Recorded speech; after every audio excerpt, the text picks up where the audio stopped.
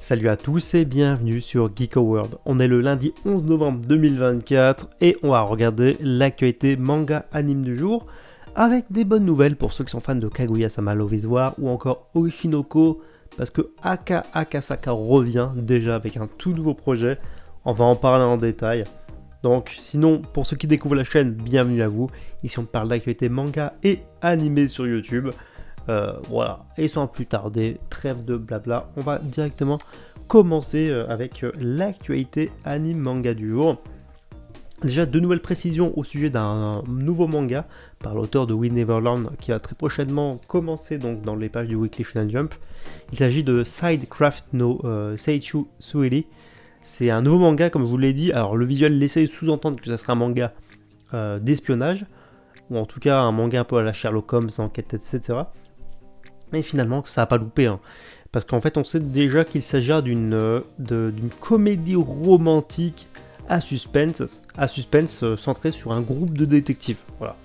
Donc, une fois n'est pas coutume, donc apparemment, l'auteur de We Neverland va s'aventurer à nouveau dans le style de la comédie romantique, avec un héros et plusieurs personnages féminins.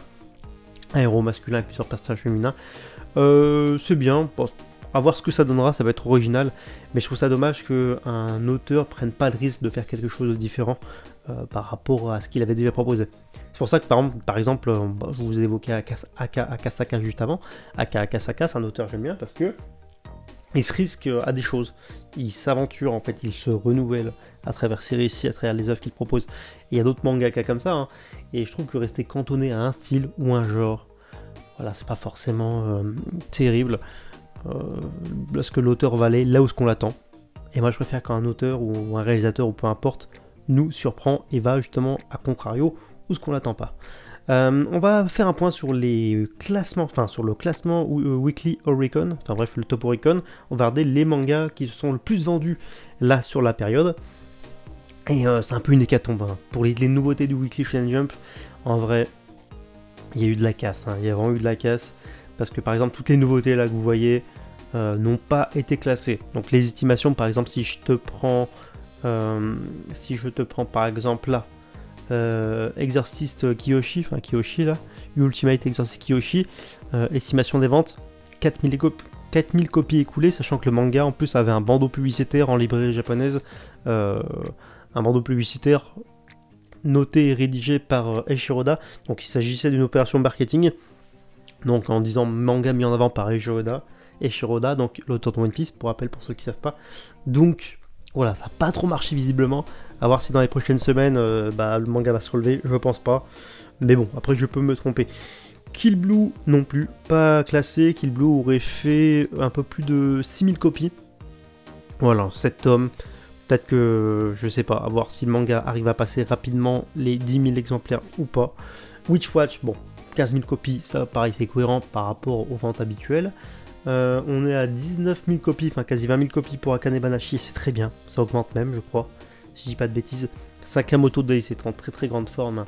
Bien qu'il n'ait pas encore d'animé, on a plus de 45 000 copies écoulées pour sa première semaine, ce qui est conséquent. Il n'y a pas d'animé tout ça, je pense que l'animé, s'il est réussi encore une fois, va booster largement les ventes jusqu'au-dessus des 100 000.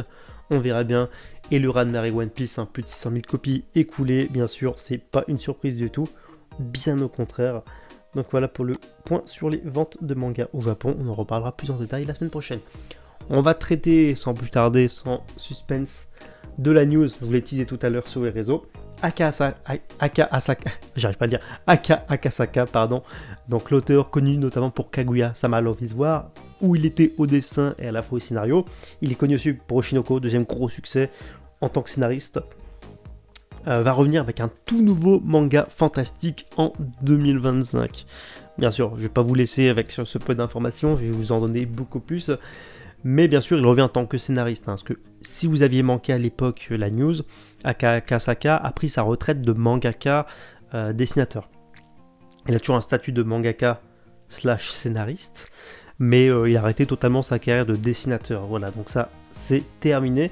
Et donc, on nous apprend, donc c'est notamment Manga Mogola qui nous le partage sur les réseaux, Aka Akasaka va commencer un tout nouveau manga, donc une toute nouvelle série, avec illustré par Eiji Chika, connu pour Record of Ragnarok, que je ne connais pas du tout, mais les dessins ont l'air sympas.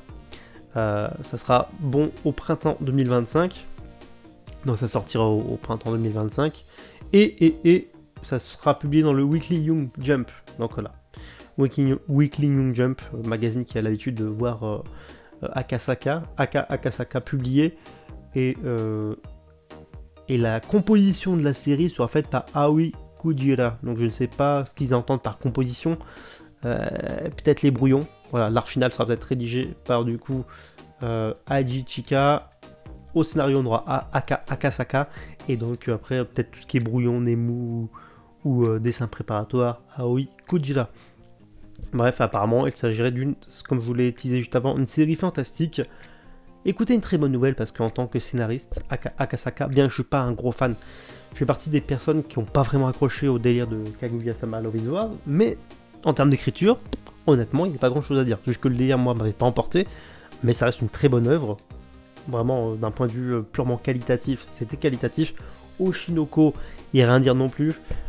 J'ai pas encore découvert la fin, mais je pense que je serai pas déçu, hein, parce que j'attends pas de choses particulières, donc partant de ce principe, je pourrais pas être forcément déçu. Mais voilà pour Akasaka. On en reparlera bien sûr dès que j'aurai plus d'informations, des visuels, etc. D'ailleurs, en parlant de Oshinoko, le manga qui se conclut cette semaine au Japon, donc il y a son chapitre final qui est publié, l'ultime chapitre, et à cette occasion le manga fait la couverture du magazine Weekly Young Jump. Voilà.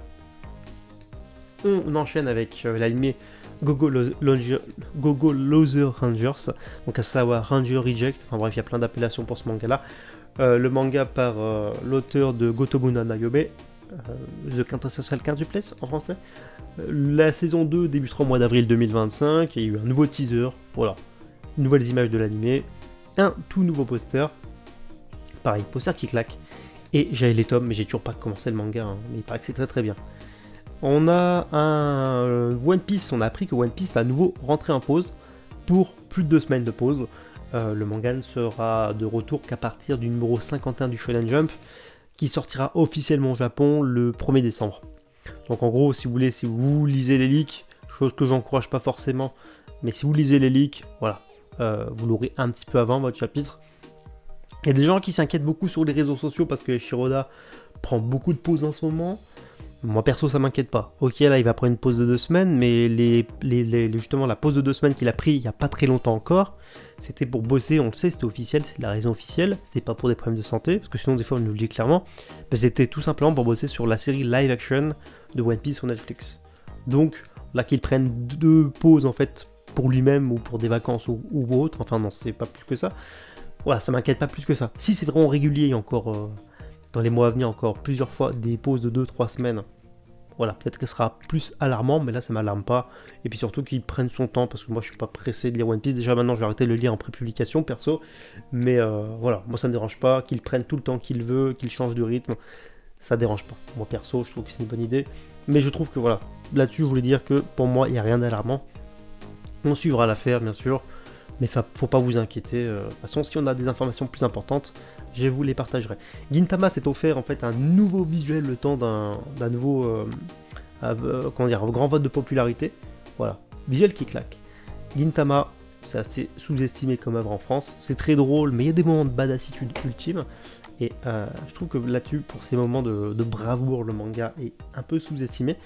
Voici la couverture du Weekly Shonen Jump numéro 50, comme je vous l'avais dit, c'était Akane Banashi qui aurait donc la couverture, donc le visuel de la couverture, plus le e-color, donc la double page couleur d'ouverture. Magnifique couverture pour un manga sublime, pour moi un des meilleurs mangas du magazine, c'est mon point de vue sur la chose, mais de très loin derrière One Piece. Et sinon, côté information, il y a un très vieil anime qui a pas forcément pris, parce que le manga non plus n'a pas extrêmement bien marché, hein, c'est pas un classique, c'est disponible chez Kana. Il y a Sergent Keroro qui va revenir en animé, pareil, printemps 2025, avec un tout nouveau animé. Attendez, non, il y a une nouvelle série d'animation, voilà, je vous dis une bêtise, donc sous forme d'épisode, et un nouveau film qui sortira en 2026, donc les épisodes en 2025, et le film en 2026, voilà, c'est très fun, mais bon, c'est un truc pas très connu en France. Et on va conclure avec une petite note sur Dadadan, l'animé, parce que l'animé s'est offert un tout nouveau visuel qui claque, vraiment. En ce moment, on est gâté. Si vous êtes fan de visuel art, tout ça, franchement, il y a de quoi se faire plaisir en ce moment. Skoda Dadan, on a des trucs très sympathiques. Enfin bref, voilà, c'est tout pour cette émission. Comme d'habitude, n'hésitez pas à vous abonner à la chaîne, lâchez pouce bleu pour encourager mon travail. N'hésitez pas à devenir membre soutien pour avoir des vidéos exclusives. Et sur ce, je vous dis à bientôt pour une prochaine vidéo.